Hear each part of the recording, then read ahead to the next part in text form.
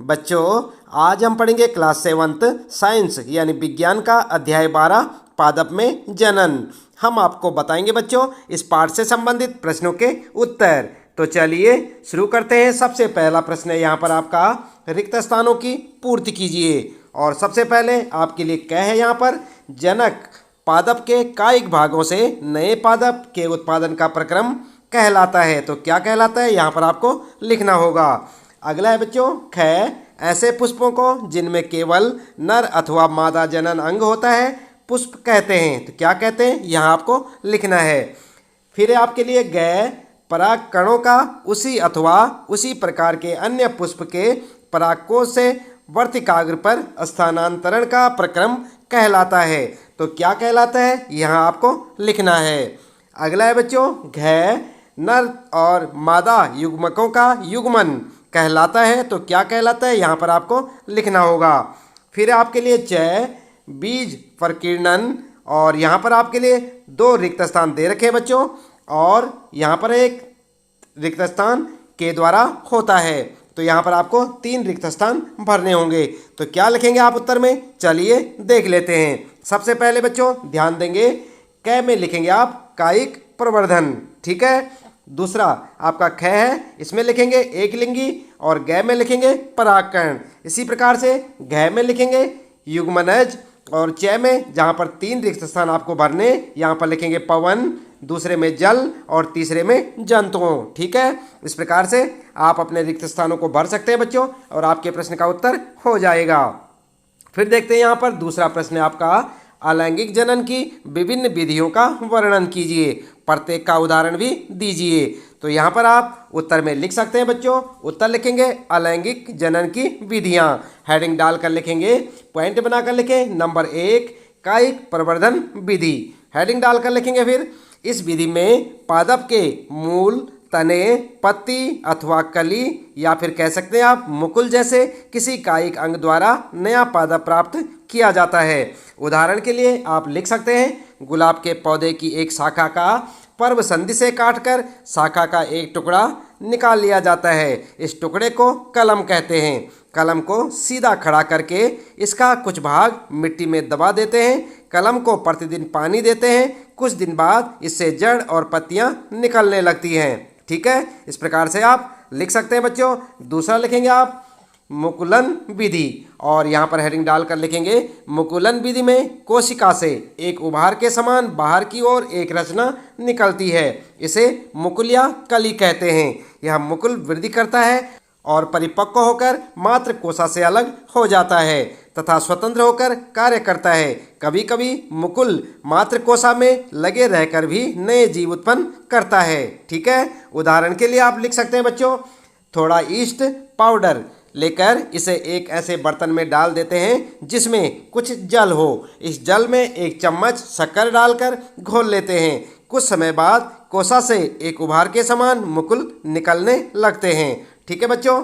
अगला लिखेंगे नंबर 3 खंडन विधि, और यहाँ पर हेडिंग डालकर लिखेंगे, खंडन विधि से अलैंगिक प्रजनन सामान्य रूप से एक कोशीय जीवों में होता है। इस विधि में जीव का शरीर 2 भागों में टूट जाता है। इसमें अनुकूल परिस्थिति में परिपक्व कोशिका का केंद्रक 2 भागों में विभाजित हो जाता है। इसके पश्चात कोशिका द्रव्य भी 2 भागों में विभाजित होकर 2 कोशिकाओं को जन्म देता है, जो स्वतंत्र रूप से वृद्धि करते हैं। उदाहरण के लिए आप लिख सकते हैं, जलाशयों में शैवाल जल और पोषक तत्व पाकर 2 या 2 से अधिक खंडों में विखंडित हो जाते हैं। ये खंड नए जीवों में वृद्धि कर जाते हैं। प्रक्रम निरंतर चलता ही रहता है, ठीक है। इसके बाद लिखेंगे नंबर 4 बीजाणु निर्माण विधि, और यहाँ पर लिखेंगे यह अलैंगिक जनन की विधि है। इस विधि द्वारा जीवाणु जनन करते हैं। जीवाणु उच्च ताप और निम्न आर्द्रता जैसी प्रतिकूल परिस्थितियों के कारण कठोर सुरक्षात्मक आवरण से ढके रहते हैं,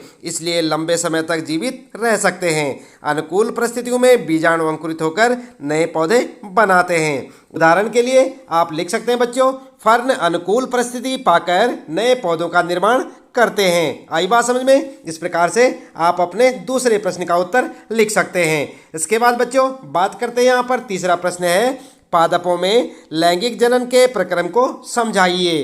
तो क्या लिखेंगे आप उत्तर में? उत्तर में आप लिख सकते हैं बच्चों, पुष्प पादप का जनन अंग होते हैं। पुष्प में पुंकेसर नर जनन अंग तथा स्त्री केसर मादा जनन अंग है। पुंकेसर में परागकोश होता है जिसमें परागकण होते हैं जो नर युग्मकों को बनाते हैं। स्त्री केसर में अंडाशय होते हैं। अंडाशय में एक या अधिक बीजांड होते हैं। मादा युग्मक यानी कि अंड का निर्माण बीजांड में होता है। लैंगिक जनन में नर और मादा युग्मकों के युग्मन से युग्मनज बनता है। युग्मनज भ्रूण के रूप में विकसित होता है। ठीक है, इस प्रकार से आप अपने तीसरे प्रश्न का उत्तर लिखें बच्चों और साथ साथ याद भी करते रहें। इसके बाद बात करते हैं, चौथा प्रश्न है अलैंगिक और लैंगिक जनन के बीच प्रमुख अंतर बताइए। तो यहाँ पर आपको लैंगिक जनन और अलैंगिक जनन में अंतर स्पष्ट करना है। कैसे लिखेंगे उत्तर में? उत्तर लिखेंगे लैंगिक और अलैंगिक जनन में अंतर, और इसके लिए आप ठीक इस प्रकार से एक टेबल बना लें बच्चों, जैसे आप यहाँ पर देख सकते हैं। आई बात समझ में? और इसके बाद एक तरफ लिखेंगे लैंगिक जनन और दूसरी तरफ अलैंगिक जनन। आई बात समझ में? इसके बाद लैंगिक जनन में लिखेंगे लैंगिक जनन में नर और मादा दोनों की आवश्यकता होती है, जबकि अलैंगिक जनन में नर एवं मादा की आवश्यकता नहीं होती। ठीक है, दूसरा अंतर लिखेंगे बच्चों, नए जीव की उत्पत्ति दोनों से होती है, जबकि अलैंगिक जनन में लिखेंगे नए जीव की उत्पत्ति एक ही जनक से होती है। अगला लिखेंगे अंतर तीसरा, इसमें निषेचन की क्रिया होती है, और अलैंगिक जनन में लिखेंगे इसमें निषेचन की क्रिया नहीं होती। ठीक है, इस प्रकार से आप अपने चौथे प्रश्न का उत्तर लिख सकते हैं बच्चों। फिर बात करते हैं, यहाँ पर पांचवा प्रश्न है किसी पुष्प का चित्र खींचकर उसमें जनन अंगों को नामांकित कीजिए। तो यहाँ पर आपको एक चित्र बनाना होगा पुष्प का बच्चों, जैसे आप यहाँ पर देख सकते हैं, ये है पुष्प का चित्र। और यहाँ पर आप देख सकते हैं वर्तिकाग्र, वर्तिका, पुंकेसर, बीजांड, दल, बाह्य दल, और साथ में आप देख सकते हैं अंडाशय, योजी, परागकोश, लघु बीजधानी, पुंकेसर, आप देख रहे हैं यहाँ पर पुष्पीय अक्ष, पुष्पासन और पुष्प वृंद। तो इसी प्रकार से आप नाम लिखेंगे, और एक चित्र चाहे तो आप अपनी पाठ्य पुस्तक से देखकर बना सकते हैं बच्चों, और चाहे यहाँ देखकर, लेकिन आप इस चित्र को जरूर बनाएं। इसके बाद बच्चों अगला प्रश्न है छठा, स्वपरागण और परपरागण के बीच अंतर बताइए।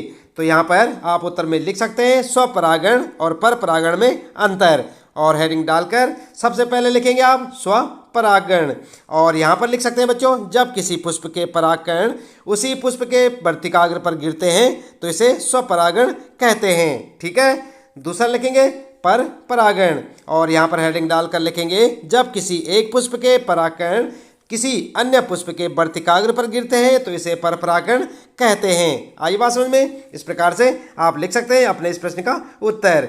आगे देखते हैं बच्चों, सातवां प्रश्न है पुष्पों में निषेचन का प्रक्रम किस प्रकार संपन्न होता है। तो क्या लिखेंगे उत्तर बच्चों? आपने पाठ में पढ़ा होगा, उत्तर लिखेंगे पुष्पों में निषेचन, और हेडिंग डालकर लिखेंगे पुंकेसरों के पराग कोशों से परागकण स्त्री केसर की वर्तिकाग्र पर पहुंचते हैं। यहाँ इनका अंकुरण होता है जिसके फलस्वरूप पराग नलिका बनती है। पराग नलिका वर्तिका में प्रवेश करके अंडाशय में पहुंचती है। अंडाशय में बीजांड होते हैं जिसमें अंडाणु होते हैं।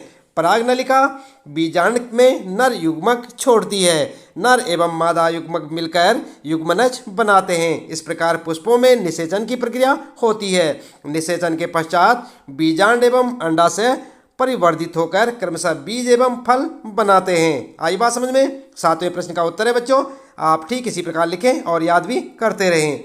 अगला है फिर आठवां प्रश्न आपके लिए, बीजों के प्रकीर्णन की विभिन्न विधियों का वर्णन कीजिए। तो उत्तर में आप लिख सकते हैं बच्चों, प्रकृति में पादप के फलों और बीजों का प्रकीर्णन पवन, जल और जंतुओं द्वारा होता है।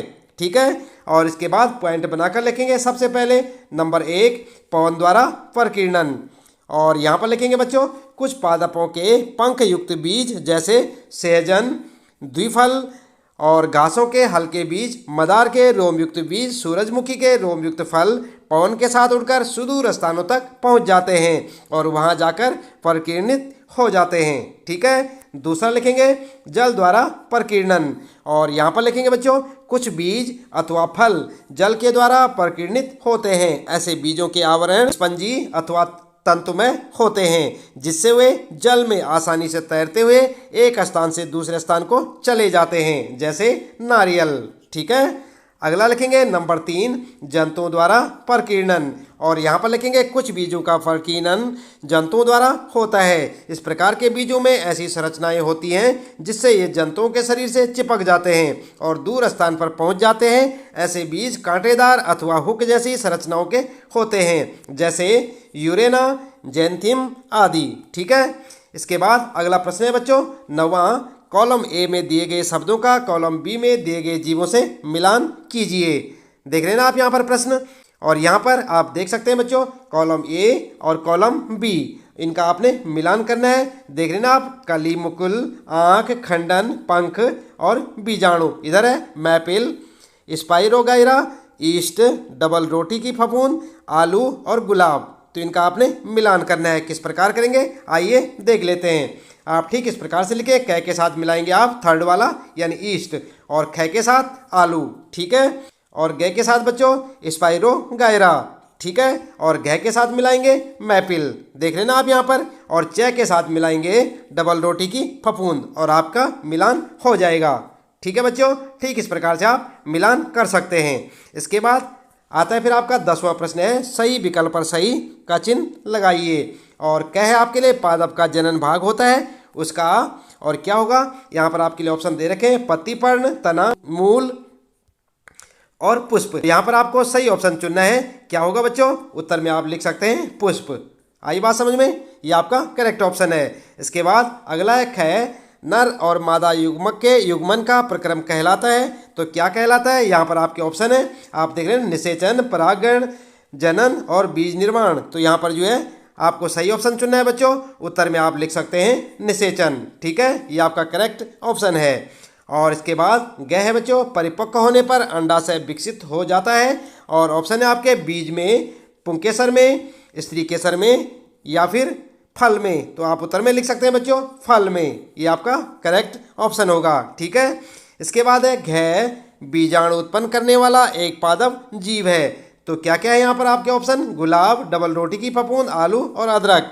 तो कौन सा ऑप्शन सही होगा बच्चों, उत्तर में आप लिख सकते हैं सेकेंड वाला बिल्कुल सही है, डबल रोटी की फफूंद। आई बात समझ में, इस प्रकार से आप इनका उत्तर लिख सकते हैं। इस प्रश्न के साथ ही बच्चों इस पाठ से संबंधित प्रश्नों के उत्तर यहाँ पर समाप्त होते हैं। उम्मीद है कि आपको अच्छे से समझ आए होंगे। इसी प्रकार लगातार कक्षा 7 साइंस यानी कि विज्ञान के सभी पाठों के प्रश्न उत्तर जानने के लिए आप लगातार जुड़े रहे हमारे साथ, देखते रहे वीडियो। और यदि आप चैनल में पहली बार आए हैं तो चैनल को सब्सक्राइब अवश्य कर दें, बेल आइकन भी दबा दें बच्चों, ताकि आपको आने वाली प्रत्येक पाठ की वीडियो की नोटिफिकेशन मिलती रहे। मिलते हैं फिर अगली वीडियो में नए पाठ के कुछ नए प्रश्न उत्तरों के साथ।